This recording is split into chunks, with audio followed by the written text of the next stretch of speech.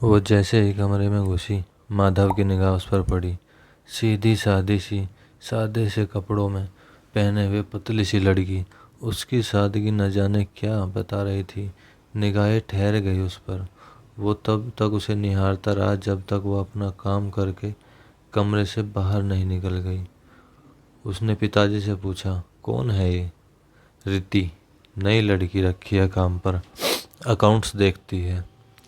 कभी कभी किसी अजनबी से हम कभी भी कहीं भी बस यूं ही राह चलते या किसी गाड़ी या बस में सफ़र करते या बड़े अचानक टकरा जाते हैं, या चाहे अचानक नज़र टकरा जाती है तो एक अजीब सी कशिश होती है उस अजनबी में कि दोबारा पलटकर देखने या मिलने का मन करता है।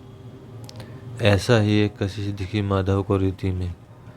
माधव कंपनी के मालिक का बेटा था, कंपनी की मार्केटिंग का काम संभालता था, इसलिए ऑफिस में कम ही आता था। ज़्यादातर बाहर के कामों में या टूर में ही व्यस्त रहता था। कंपनी में कौन क्या करता है इस बात की भी ज़्यादा जानकारी नहीं थी उसे। पर जब से उसने रिति को देखा था, ऑफिस के चक्कर कुछ ज़्यादा ही लगने लगे थे। उसके रोज़ ऑफिस आने का सिलसिला हो गया था। अब तो जब भी ऑफिस आता था, किसी न किसी से बहाने से उसको अपने कमरे में बुला लेता था या खुद कुछ पूछने के बहाने से उसके पास चला जाता था। माधव, जो पहले ऑफिस आने से कतराता था, अब बाहर जाने से बचने लगा है। उसका मन ऑफिस के काम में ज़्यादा और बाहर के कामों में कम लगने लगा था। स्मार्ट हैंडसम माधव वो सब कुछ था जिसको देखकर कोई भी लड़की उसकी ओर आकर्षित हुए बिना रह नहीं पाती। तो भला रीति पर उसके व्यवहार और पर्सनैलिटी का आकर्षण कैसे न होता। अच्छा लगता था वो उसे, या कहा जा सकता है मन ही मन चाहने लगी थी वो माधव को। उसका उसे अपने पास बार बार बुलाना अच्छा लगता था। इस बात का कुछ एहसास तो था उसे भी कि माधव उसको पसंद करता है, पर अपनी जगह को जानते हुए इस ख्याल के डर से डर जाती थी। कुछ ठीक से तय नहीं कर पा रही थी। उधर माधव पर भी रीति की सादगी, उसके शांत सरल स्वभाव का रंग चढ़ने लगा था। दिल दे बैठा था उसे। एक दिन जैसे ही रीति कमरे में फाइल लेकर आई, खुद को रोक न सका और, रीति तुम मुझे बहुत अच्छी लगती हो, आई लव यू रीति। एक ही झटके में माधव ने अपने प्यार का इजहार कर ही दिया रीति से। और रीति अचानक इस बात को सुनकर स्तब्ध हो गई। क्या जवाब दे, क्या कहे, कुछ समझ न पाई। क्या ये सच में हुआ है या कोई सपना है? जैसे मनचाही मुराद पूरी हो गई हो। शर्म से लाल हो गई, हौले से मुस्कुराई और बिना कुछ कहे झट कमरे से बाहर निकल गई। फिर क्या था, धीरे धीरे बातचीत का दौर शुरू हो गया। दोनों में नज़दीकियाँ बढ़ने लगी।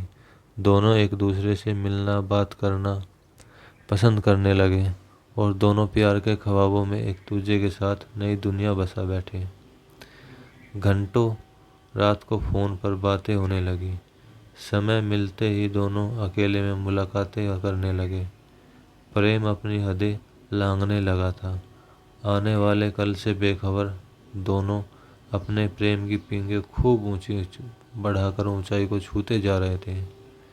समय प्यार के पंख लगा कितनी जल्दी उड़ता जा रहा था, पता ही न चल रहा था। दोनों को सच ही है, प्यार में लोग दिमाग की बात अनसुनी कर दिल के हाथों मजबूर हो जाते हैं। वही करते हैं जो दिल कहता है। दिल कई बार इस बात की हिदायत दे रहा था कि जो हो रहा है उसका अंजाम शायद ठीक नहीं है, पर दोनों को इसकी कोई चिंता नहीं थी।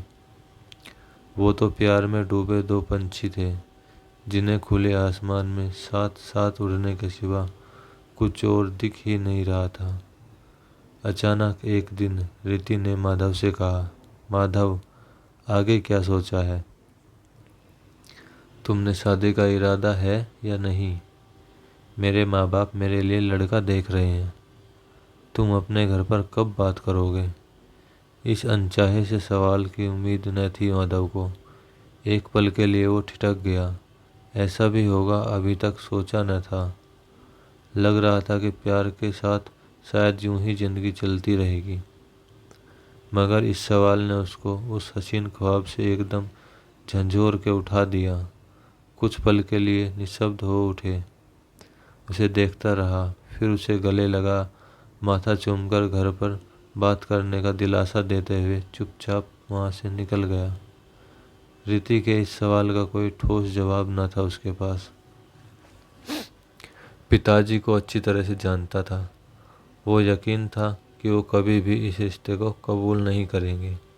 उसने ये सब बोलने की हिम्मत भी नहीं थी उसमें, पर प्यार को किसी और का होते हुए भी नहीं देखना चाहता था। जैसे तैसे माँ से बात करने की सोच ली, लेकिन पिताजी की सल्तनत में किसी को भी दखल अंदाजी करने का कोई हक नहीं था, माँ को भी नहीं। इसलिए माँ ने हाथ खड़े कर दिए और अपनी रजामंदी तो दे दी, पर पिताजी से खुद बात करने को कहकर वहाँ से चली गई। उधर रीति पर भी घरवाले शादी का दबाव डाल रहे थे। दोनों बेचैन रहने लगे। माधव पिताजी से बात करने की हिम्मत नहीं जुटा पा रहा था। दिन रात परेशान रहने लगा था। किसी काम में दिल नहीं लग रहा था। रीति को देने के लिए कोई जवाब न था उसके पास, तो मिलने से कतराने लगा था। माधव और रीति का प्यार किस मोड़ पर पहुंचा, जानने के लिए पढ़िए समझौता प्यार का कि अगली कड़ी जल्दी आएगी आप लोगों के सामने। तब तक के लिए थैंक यू। एंड अगर वीडियो अच्छी लगी हो तो प्लीज़ चैनल को सब्सक्राइब करें और वीडियो को लाइक करें। Thank you so much.